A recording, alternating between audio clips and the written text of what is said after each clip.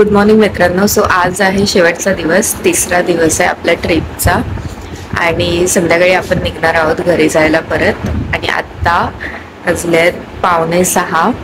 Actually रात्री आम्ही late आलो, 3 वाजता आलो इथे हॉटेलला आणि मग काय 1 तास झोपलो आणि परत लगेच 4:30ला उठून सगळी तयारी करून आता जायचं आहे महाबळेश्वर टेम्पलला. बिकॉज ते आत्ता 6:30ला ओपन होतं, तर मग नंतर खूप गर्दी होते म्हणून मग अर्ली मॉर्निंगच जायचं आहे. आणि त्याच्यानंतर बीचवर जाणार आणि नंतर मुरुडेश्वर टेम्पल वगैरे ते सगळं पण करणार आहे. सो ते सगळं या व्हिडिओमध्ये बघायला मिळेल तुम्हाला. महाबळेश्वर मंदिर हे 4थ्या शतकातील हिंदू मंदिर आहे, जे गोकर्ण उत्तर कर्नाटकात आहे. हे मंदिर द्रविडियन स्थापत्य शैलीमध्ये बांधले गेले आहे. या मंदिरात जाताना पुरुषांना लुंगी परिधान करणे बंधनकारक आहे. पौराणिक कथेनुसार आत्मलिंग गोकर्ण येथे स्थापित केले गेले. रावणाला माहिती होतं की महादेवाकडे तुमचं आत्मलिंग आहे, म्हणजे असं आशीर्वाद आपल्याला मिळू शकतो की आपण पूर्ण जगावरती राज्य करू शकतो आणि अमर होऊ शकतो. पहिली गोष्ट अमर होऊ शकतो. त्यामुळे रावणाने घोर तपस्या केली शिवांची. कमीत कमी करोडो वर्ष ती तपस्या चालली. त्यानंतर महादेव प्रसन्न झाले, त्यांनी घेऊन इकडे येतो आत्मलिंग घेऊन तो लंकेला चाललेला. त्यानंतर लंकेला जाताना देवांनाही सर्व कळलं की रावण आत्मलिंग घेऊन चाललाय. त्यानंतर तो अजून शक्तिवान होतो आणि आपल्यापैकी कोणच त्याचा संहार कोणच होऊ शकणार नाही देवांना. त्यामुळे सर्व देवांमध्ये त्यावेळेस काय झालं, त्यांनी गणपतीला गुराखाच्या रूपात पाहिलं, बालगुराखाच्या रूपात पाहिलं. आणि हे बरोबर आहे की संध्याकाळची संध्या करायला रावण तो बघत होता, तर त्याला तो गुराखी दिसतो. त्यांनी गुराखाला सांगितलं तो आत्मलिंग पकड, फक्त खाली ठेवू नको. त्यावर गुराखी काय म्हणला, मी तुला 3 वेळा आवाज देईन, 3 वेळा आवाज देईन. त्या 3 वेळेचा आवाज नाही आला तुम्ही खाली ठेवा. त्यानंतर रावण गेला संध्या करायला. त्यानंतर गणपतीने बालरूपामध्ये आवाज दिला. तरी गणपतीच्या मनात हेच होतं की तो ठेवणार नाही, हे कपट त्यांनी ठेवलं. ते रावण आला तर राग आला, त्यांनी लढण्याच्या प्रयत्नामध्ये गोकर्णाच्या काळाच्या प्रत्येकाची इकडची ना प्रत्येकाच्या दंडकथा वेगळं. मित्रांनो, महाबळेश्वर टेम्पल आम्ही केलं, त्यानंतर आम्ही गोकर्ण बीचला पण जाऊन आलो आणि आत्ता जातोय बोटिंग करायला होनावरला. तिथून नंतर मग मुरुडेश्वर टेम्पलला जाणार आहे. परत नाश्ता करून आम्ही निघतोय.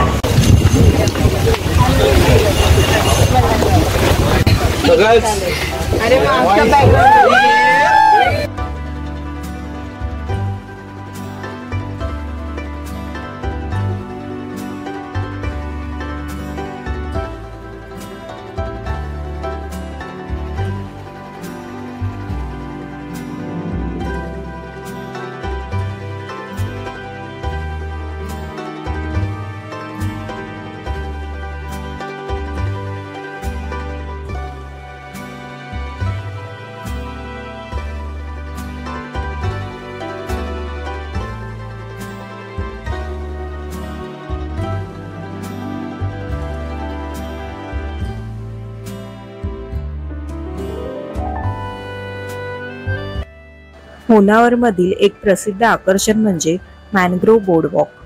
खारफुटीच्या जंगलाच्या मध्यभागी असलेल्या चांगल्या पक्क्या वाटेने प्रवास केल्यानंतर ते पर्यटकांना शरावती नदीकडे आणते.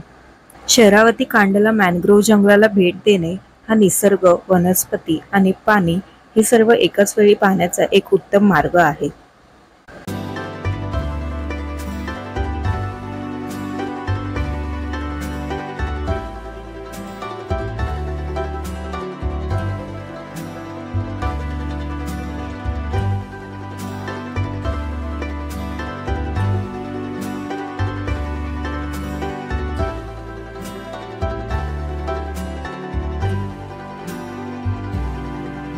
वर्ल्ड 4th स्वच्छ बीच मध्ये त्यांचा नंबर लागतो. फोर्थ आता थर्ड बोलले तर थर्ड. आपण आता आम्हाला फक्त 10 मिनिटं दिली आहेत. आमच्या मॅनेजर आहेत दीपक अमृतकर आणि रूपम कदम पुणे सॉरी. तर त्यांनी आम्हाला फक्त 10 मिनिटं दिली आहेत.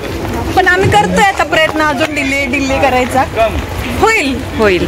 आम्ही तशी सुट्टी घेतली आहे. लोकांना वाटतं आम्ही ऑफिसला जाणार आहे पण आम्ही काय ऑफिसला जात. मुंबईवाले नाही जाऊ शकत ऑफिसला आणि कोणी नाही. पुणेवाले सुद्धा जाणार नाही.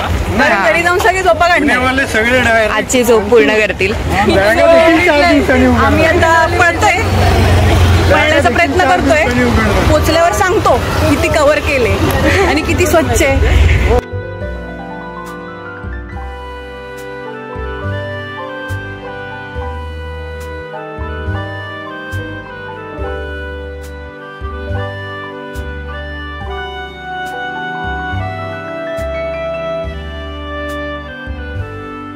मुरुडेश्वर हे जगामधील द्वितीय क्रमांकाच्या उंच शंकराच्या मूर्तीसाठी आणि मंदिरासाठी प्रसिद्ध आहे.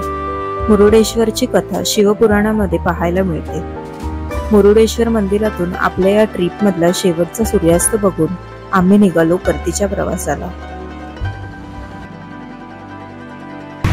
तर मित्रांनो ट्रिप फायनली संपली आहे आणि आता मी उतरली आहे ते पुणेला जामले ब्रिज समोर. सो इथून ट्रेनने जाणार होती पण आम्हाला तिथून यायला लेट झालं त्यामुळे ट्रेन सुटली. 10:50ची होती आणि आता 11:30 झाले. सो म्हणून मग आम्हाला दादा गाडीमधून सोडणार आहे. मित्रांनो पनवेलवरून मला घरी यायला संध्याकाळ झाली आणि नेहमीप्रमाणे मी व्लॉगचा एंड करायचं विसरली. तर तुम्हाला ही सिरीज कशी वाटली ते कमेंटद्वारे नक्की कळवा आणि तुम्ही जर अजून आधीचे व्लॉग्स पाहिले नसेल तर तेही पाहून घ्या. भेटू पुन्हा एकदा अशाच एका नवीन व्हिडिओमध्ये. बाय.